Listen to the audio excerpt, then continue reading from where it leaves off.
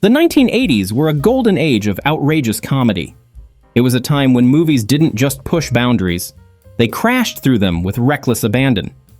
Teenagers chased wild adventures, college students plotted insane pranks, and every summer seemed to come with a new film promising even crazier, more inappropriate laughs than the last. Back then, audiences laughed without a second thought. But looking back today, some of these so-called harmless comedies reveal a side of Hollywood that feels wildly out of step with modern standards. From reckless humor to moments that would spark serious controversy today, these movies captured the reckless energy, absurdity, and wild freedom of an era, for better or worse. These are the raunchy comedies that define the 80s, and probably wouldn't survive the world we live in now. Released in 1981, Porky's wasn't just a hit. It became a blueprint for every raunchy teen comedy that followed. Set in 1950s Florida, the story follows a group of high school boys obsessed with chasing girls, sneaking into strip clubs, and pulling outrageous pranks. At the time, Porky's was celebrated for its rebellious spirit and wild humor. Audiences packed theaters, and it became one of the highest-grossing comedies of the decade. But looking back today, many of the film's most famous scenes, from spying on girls in the locker room to elaborate schemes involving manipulation and harassment, would likely spark major controversy. Themes of consent are handled casually, jokes are made at the expense of minorities, and authority figures are often portrayed as corrupt or incompetent in ways that, while intended to be funny, feel uncomfortable through a modern lens. Despite this, Porky's remains a snapshot of a different time. A film that captured the chaotic, rebellious energy of teenage life, however exaggerated and politically incorrect it might have been. Its legacy is undeniable. Without Porky's, there might not have been an American Pie, Superbad, or countless other comedies that borrowed its formula of outrageous humor, layered over coming-of-age chaos. Before Tom Hanks became America's favorite everyman, he starred in Bachelor Party, a chaotic, no-holds-barred celebration of excess that captured the wild side of 80s comedy like few others. Released in 1984, the film follows a soon-to-be married man whose friends throw him a bachelor party that quickly spirals into a whirlwind of debauchery, complete with strippers, drugs, outlandish pranks, and endless mayhem. At the time, Bachelor Party was seen as pure fun, a raunchy, over-the-top send-off to bachelorhood that audiences loved. It was unapologetically wild, reveling in outrageous humor that pushed the limits of what could be shown in a mainstream comedy. But, viewed through today's lens, many elements would raise serious eyebrows. The casual approach to topics like substance abuse, objectification, and reckless behavior would make it a much harder sell in the modern entertainment landscape, where sensitivity around representation and consent is far more pronounced. Still, Bachelor Party remains a fascinating artifact of its era. It represents a time when comedies thrived on the idea that anything, no matter how outrageous, could be funny if it was outrageous enough. And while Tom Hanks would soon move on to more wholesome roles, his performance here shows the kind of comic timing and charisma that would eventually make him one of Hollywood's biggest stars. On the surface, A Hot Dog the Movie looks like a typical underdog sports story. A young skier takes on an elite European team in a high-stakes competition. But in true 80s fashion, the real focus of the film had far less to do with winning races, and much more to do with wild parties, raunchy humor, and as much nudity as the script could possibly squeeze in. Released in 1984, Hot Dog the Movie rode the wave of comedies that combined sports with outrageous adult content. Scenes that today might be considered tame in comparison to true adult films were, at the time, packaged as mainstream entertainment aimed at teenagers. Much of the humor revolved around drinking contests, pranks in hot tubs, and constant objectification, all played for laughs without a second thought. The film didn't aim for depth or commentary, it simply promised a wild ride, and for many audiences back then, that was more than enough. Today, Hot Dog stands out as a relic of a very specific moment in pop culture, when sex comedy blended with sports movies, and studios marketed it all with a wink and a smile. Its portrayal of women and relationships would undoubtedly face heavier scrutiny now, but its energetic, rebellious spirit captures the anything-goes mentality that defined so much of 80s entertainment.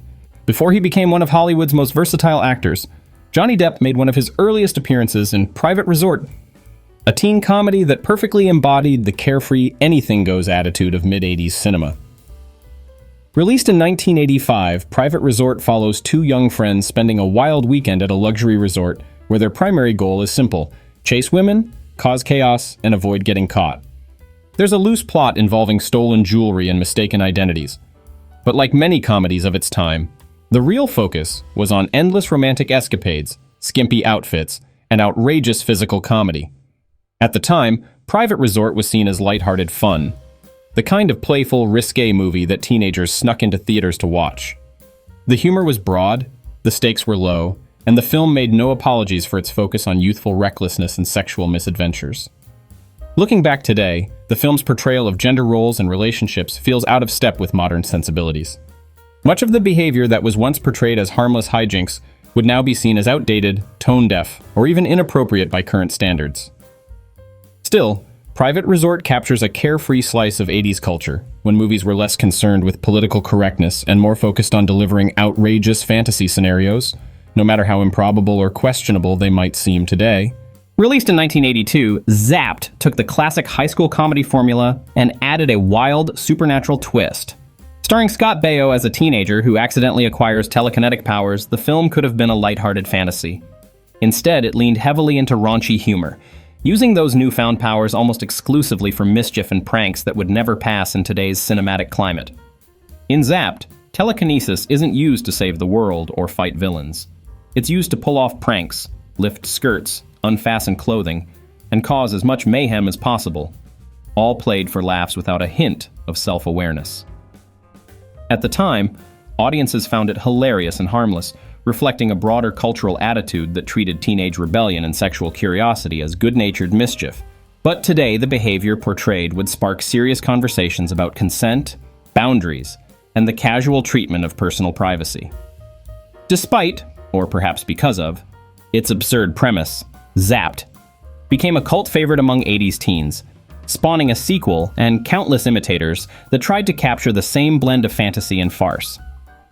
Looking back, Zapped feels less like a simple teen comedy and more like a time capsule, preserving a moment when even superpowers were played for the most outrageous, and now unthinkable, jokes. When Revenge of the Nerds hit theaters in 1984, it was celebrated as a triumphant underdog story. A group of outcast students fighting back against the arrogant fraternity elite, using brains over brawn to claim their place on campus.